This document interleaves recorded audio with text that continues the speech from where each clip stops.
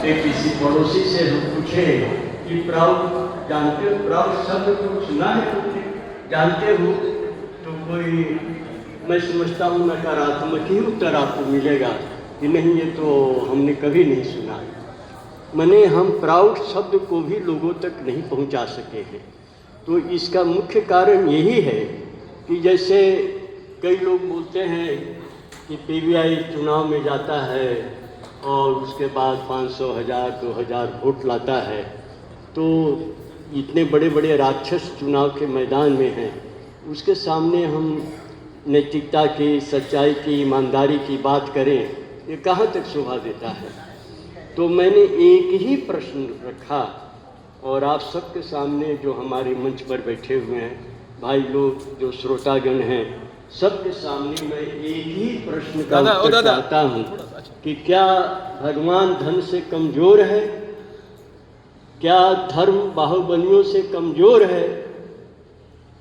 मुझे अभी तक किसी ने नहीं कहा कि भगवान धन से कमज़ोर है या धर्म बाहुबलियों से कमज़ोर है। तब ये सवाल उठता है, ज़बरदस्त सवाल उठता है कि जो धन बली है, बाहुबली है, वो अपने प्रयास से धन का जुगाड़ करता है, बाहुबलियों का जुगाड़ करता है और जीत जाता है।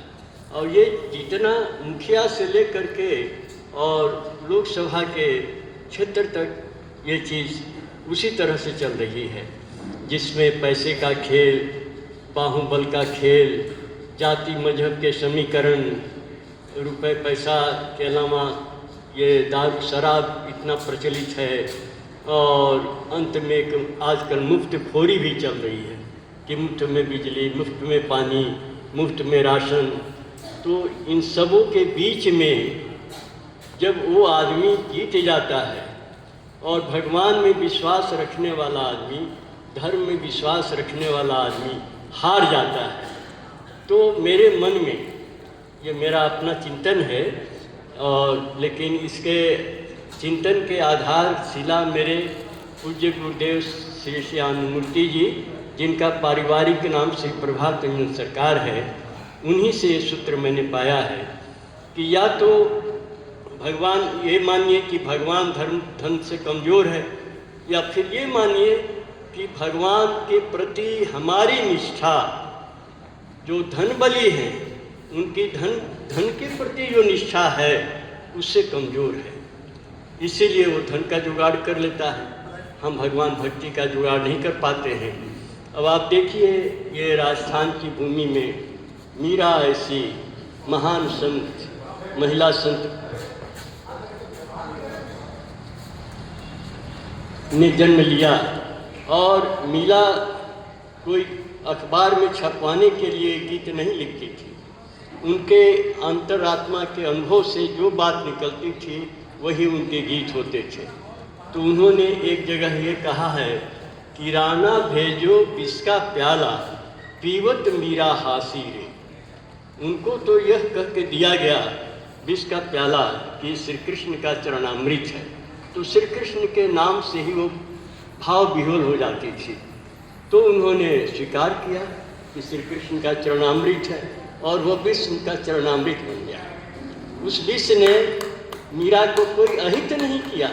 सोच लीजिए, ये आध्यात्मिकता की शक्ति को जब तक हम नहीं पहचानते हैं, इसको जब तक हम अपने हृदय में, मन में, प्राण में नहीं उतारते हैं, तब तक केवल बोलना भगवान के बारे में, अच्छाइयों के बारे में, सज्जनता के बारे में, तो टेप रिकॉर्ड भी कर देगा। टेप रिकॉर्ड चला दीजिए, सारी बातें आप सुन सकते हैं, लेकिन उसके अंदर आत्मा, मन का विकास नहीं है। इसीलिए मैं तो यही महसूस करता हूँ कि जिस वक्त हम ईश्वर के प्रति हृदय से पूरी तरह निष्ठावान हो जाएंगे, विश्व की कोई ताकत हमें नहीं पराजित कर सकती है। ये मेरी दृढ़ आस्था है इसमें, और ये मैंने ऐसे नहीं कह रहा हूँ। परमात्मा ने और अनैतिक शासन ने मुझे एक से एक परिस्थिति में रखा, लेकिन मैंने देखा कि गुरु का आशीर्वाद, प्रभु की कृपा ऐसी रही कि हर परिस्थितियों में आगे ही बढ़ने का भाव रहा। मुझे नहीं महसूस हुआ कि दुख क्या होता है, ये डिप्रेशन क्या होता है, निराशा, हताशा, उदासी, मायूसी, ये सब क्या होती है। लोग कहते हैं, इसलिए इन शब्दों का प्रयोग करता हूँ। इसमें कुछ फीलिंग होती होगी लोगों को, तभी लोग कहते हैं, लेकिन मुझे ऐसी कोई फीलिंग नहीं है। ये मैं आपको अभी बता रहा हूँ, पहले भी लोगों को मैंने कहा है। मुझे केवल ही महसूस होता है, जो परिस्थिति है आगे बढ़ना है। चरई वेती हमारे ऋषियों ने कहा, आगे बढ़ना है, पीछे नहीं मुड़ के देखना है। तो इसीलिए मेरा आप लोगों से निवेदन है कि आप लोग मन को मजबूत कीजिए। मन शक्ति, आत्मबल, इससे बड़ा कोई बल नहीं है। और अगर ईश्वर को नहीं भी मानते हैं, भगवान के प्रति उनकी आस्था कमज़ोर भी है, तब भी मैं ये कहूँगा कि अगर वो दुखी मनुष्य से निस्वार्थ प्यार करते हैं, दुखी मनुष्य से निस्वार्थ प्यार करते हैं, तो इससे बड़ी किसी शक्ति की आपको ज़रूरत नहीं है। आप विजयी होंगे, सफल होंगे। ये मैंने इतिहास के पन्नों में देख लीजिए, वही सफल हुआ है, वही विजयी हुआ है, जो अंततः दुखी मानवता के लिए, धर्म के लिए, नैतिकता के लिए अपने असूलों पर, अपने आदर्शों पर खड़ा रहा है। तो इसीलिए जो ये पीबीआई के प्राउड ब्लॉक इंडिया का अधिवेशन हो रहा है, ये एक औपचारिकता नहीं है। इसमें एक ऐसे ध्रुवीकरण करने की भावना है कि नैतिक माँ और अनैतिक, ये दोनों के बीच में लड़ाई। अभी लड़ाई किस में होती है? चोर चोर में लड़ाई होती है, दुष्ट दुष्ट में लड़ाई होती है। तो इसीलिए जीतने वाला बड़ा दुष्ट होता है, बड़ा चोर होता है। लेकिन जब ये हम लड़ाई को तब्दील कर देंगे नैतिकता में और अनैतिकता में, दुष्ट में और शिष्ट में, तब देखिए क्या परिणाम आता है। और ये परिणाम पीबीआई के माध्यम से आपके तक पहुंचेगा। मैं अभी इस उद्घाटन भाषण में, उद्घाटन सत्र में मैं यही कहना चाहता हूँ, आप लोग मन से मजबूत बनिए, कहीं भी समझौतावादी दृष्टिकोण मत रखिए। अभी ऐसे गठबंधन, महागठबंधन सभी स्वार्थों के वशीभूत बनते हैं, सत्ता की लिप्सा से बनते हैं। इससे ऊपर उठिए, तभी प्राउड को समझ पाएंगे और पीबीआई के सही कार्यकर्ता होकर के आप आगे बढ़ पाएंगे। तो मेरा आपसे निवेदन है कि हम एक नए समाज को बनाने के लिए चलें। इसके लिए अपने को नया बनाएं, अपने को हर तरह के जो क्षुद्र बंधन हैं, जो संकीर्णताएं हैं, उनसे मुक्त करें।